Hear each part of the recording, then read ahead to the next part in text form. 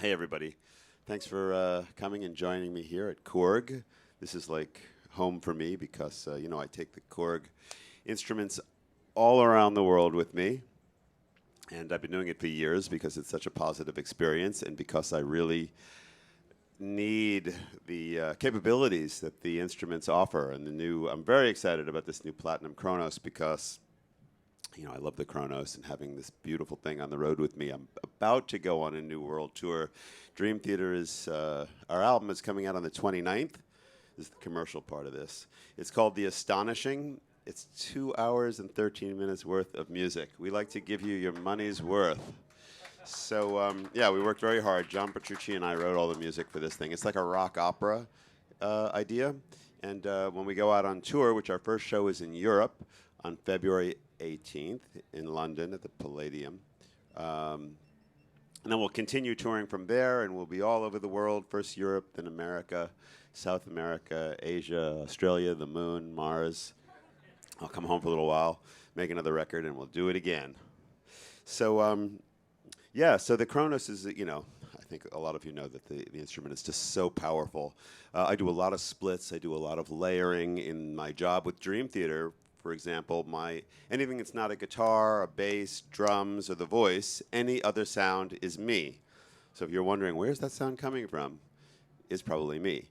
So what I end up doing is I'll put sounds all over the keyboard.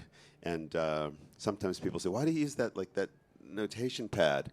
And I'm like, well, because it's really hard to remember that the French horn note is on my pinky, and when I use my thumb, it's 2 octaves lower on the spoken word sample, and then my left hand, which I put way down here, is playing the melody line. Like, oh, okay. So all that kind of layering and splitting is what's possible here, because you can have 16 different sounds all over the keyboard, all as part of one, what we call combination, which is massive. My buddy Kurt Ader makes this amazing sound library for the Kronos, which is actually I put the orchestral sounds on this one. I put some Dream Theater sounds on this one, but his sounds, somehow he has a special magic trick, which one day he'll take the time and really explain to me how he does it. But what he does is he creates these incredible orchestral sounds, but it's all in the program mode. So then I'm thinking, okay, well, you could have 16 of those all together, and you'll know what I mean when I play this. I think I'll open it up and improvise a little bit with this, with his sounds, and you can see. So this is, you'll hear it.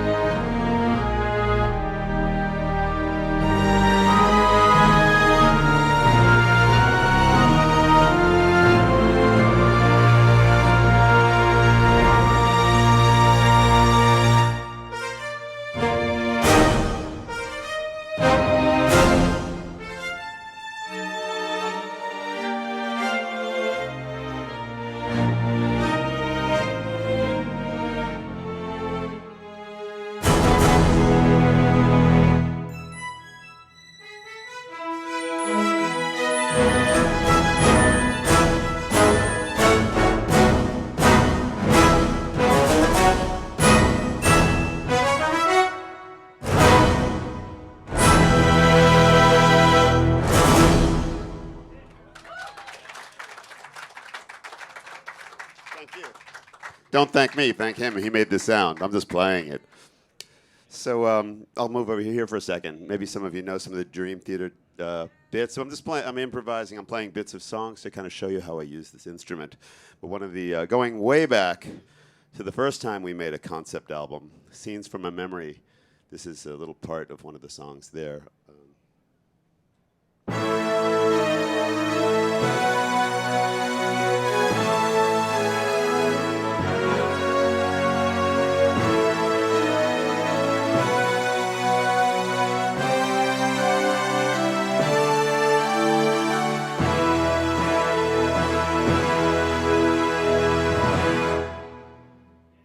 So I used to have to be the orchestra for Dream Theater all the time for, let's say, about 16 years now.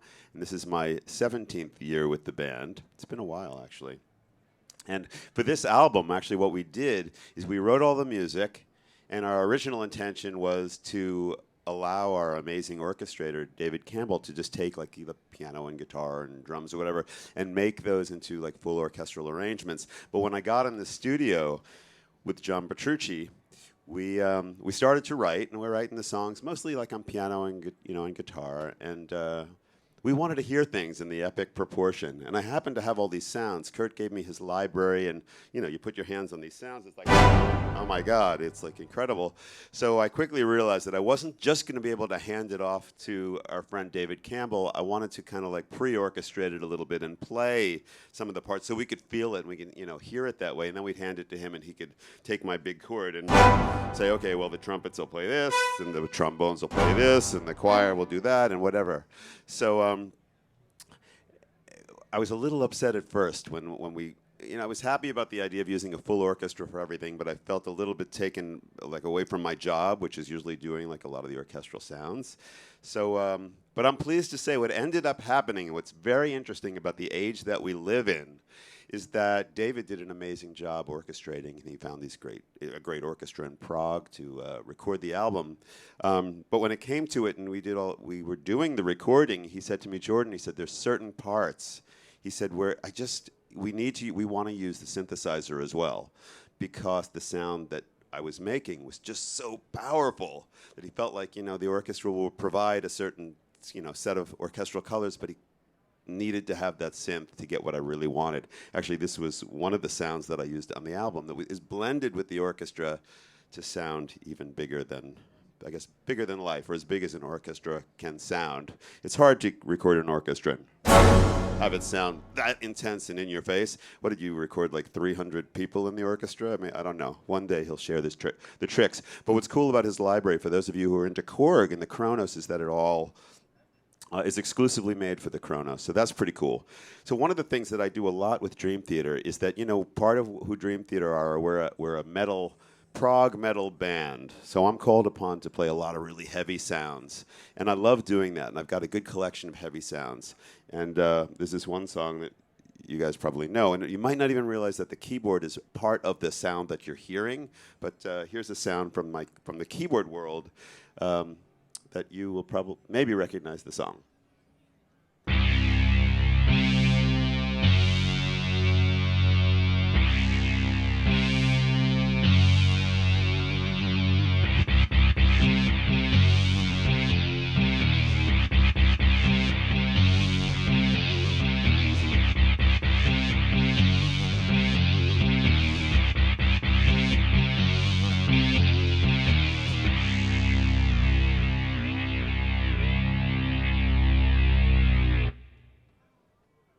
So you can hear it's got a really metal edge, and when you listen to that song, next time you listen to that song, you'll probably say, oh, okay, I understand now, because it's my job to add sometimes a little bit of color to the heavy sound that we're trying to achieve. So that sound actually has a number of layers in it that kind of create the large tone that it is. So maybe I'll switch back to here and play something gentle for you, since it's Saturday and we're relaxing now. We can have a more intimate kind of experience as well. One of the sounds that I love in the library that I loaded onto here is this beautiful harp. It's nice to be in a quiet, relatively quiet room.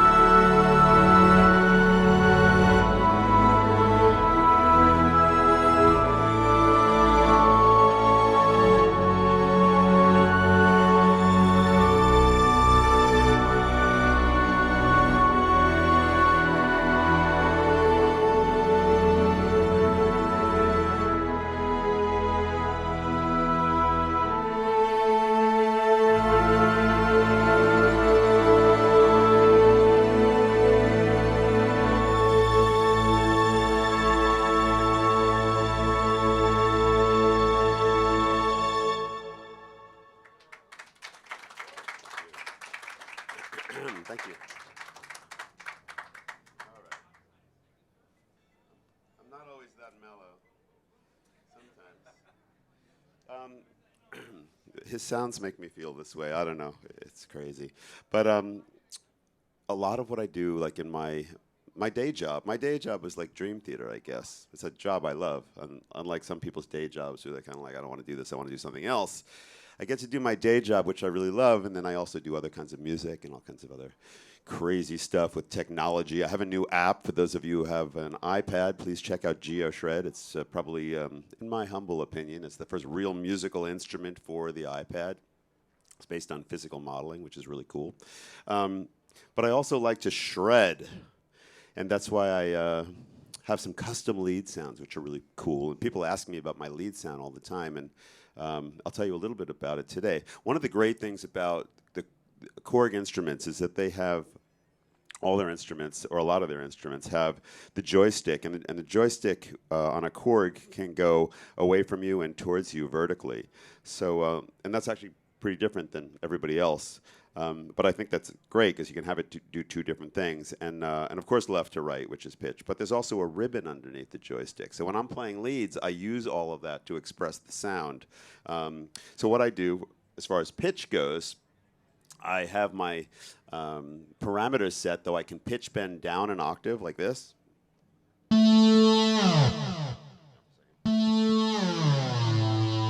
I can pitch bend up a whole step. And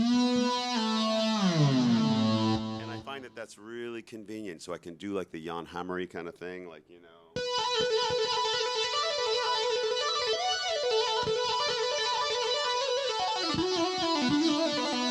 And that's without using the octave at all, but I can also express leads where I can swoop up to a note or swoop down.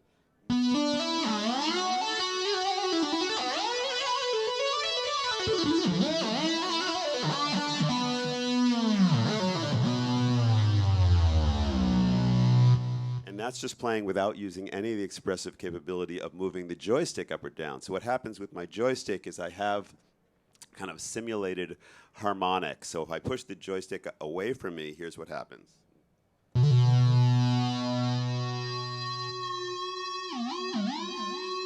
I pull it towards me, so I have that to work with, so I can be like.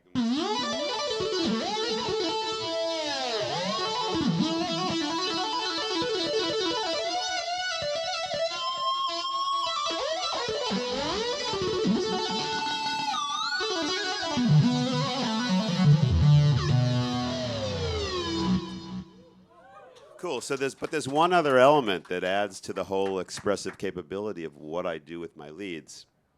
And that element is the idea that there's, well, not idea, but the reality that there's a ribbon that I usually play with the side of my pinky. So I can move the joystick in any direction, and I can kind of hit that sometimes. And there's this cool, like, sub-octave thing that happens. Okay, so it's kind of like, play the note.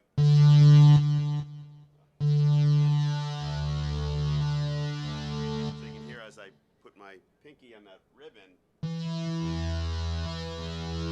When I put it all together, and I've got both all the directions of the joystick and the thing on my pinky, it gets to be a pretty cool sound. So you're like.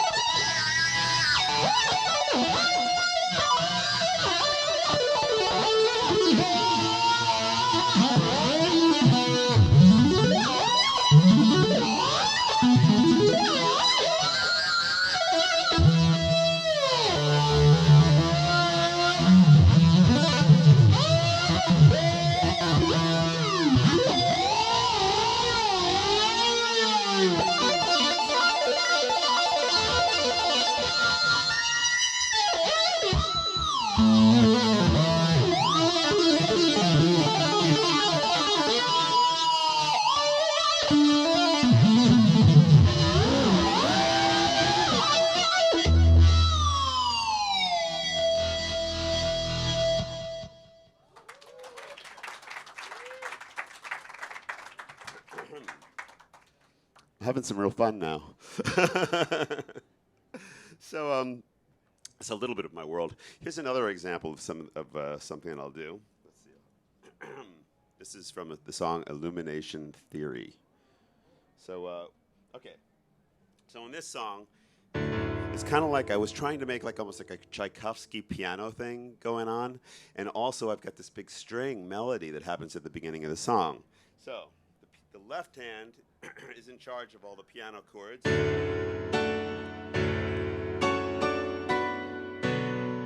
the right hand, way at the top of the keyboard, has the strings and the choir and all that. This is one of those things I had to work out and really position things. And Kurt, I'm sorry, this was done before I discovered your sound, so it's not quite, you know, what you gave me, but it's pretty cool. Here we go.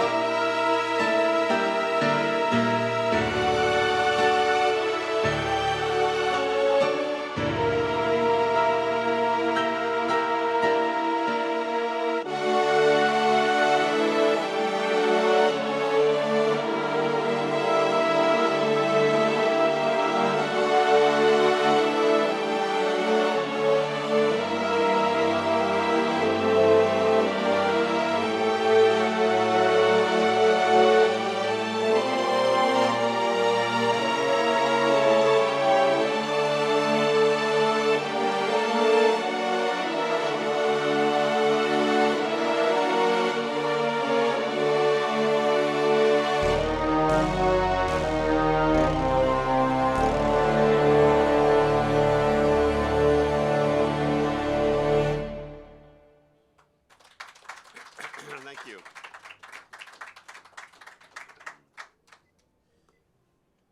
I'm playing like keyboard Dream Theater sounds. I should probably turn you on to the snarling pig.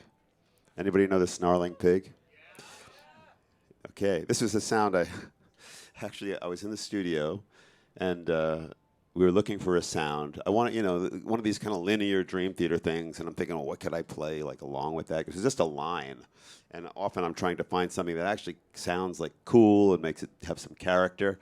So I found this one sound that I tweaked up a little bit, and I was excited about it, and I played it. And our drummer at the time was a guy named Mike Portnoy, and he says to me, "That's a snarling pig." I was like, okay. So I named the sound Snarling Pig, and from then on, whenever anybody wants that sound, which we use that sound, give me the snarling pig sound. So for those of you who don't know it, it's pretty snarly.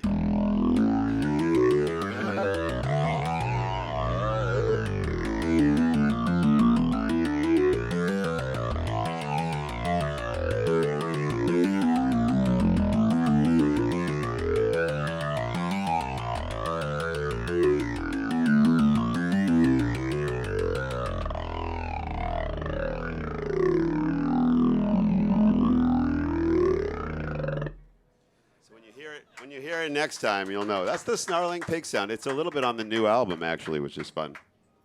I try to get it on every Dream Theater album.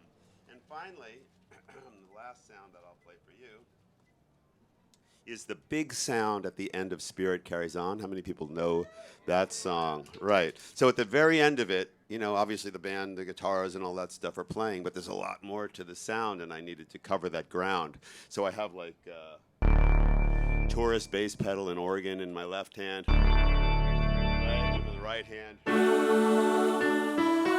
Got pianos and choirs and some strings, and it's a huge sound that helps to, you know, like engulf the texture and the band, and it sounds a little like this.